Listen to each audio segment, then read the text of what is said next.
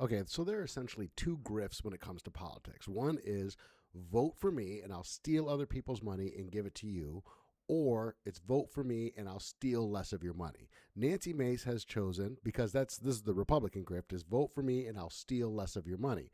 Nancy Mace is saying seniors should not pay property tax. Now, nobody should pay property tax. You shouldn't have to rent your property from the government. But if you're going to carve out little niche groups, which is what politicians do, it's called buying votes. If you're going to carve out little niche groups, it would make the most sense to say young people who haven't had an opportunity to build wealth should be the first people excluded from having to pay for society through taxation, right? Wouldn't that make the most sense? Wouldn't you want to exclude young people, first-time home buyers, from property tax so they can have an opportunity to engage in the economy, especially in the face of the affordability crisis generated by Washington, D.C.? That would seem to me to make the most sense.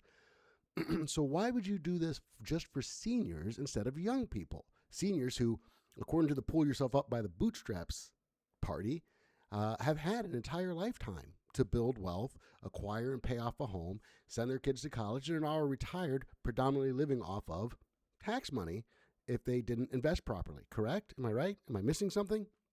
Well, this makes perfect sense once you look at the voter demographics.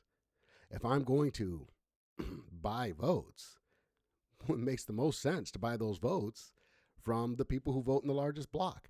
If there's one reason I would encourage young people to vote, if you want to tilt the economic handouts and picking winners and losers and all that stuff into your favor, then you better start getting out there and voting, because the grift is I'll give you stuff or I'll steal less of your stuff. And at the end of the day, the voters who vote in the largest bloc are going to win. But from a purely economic perspective, nobody should have to rent their property from the state.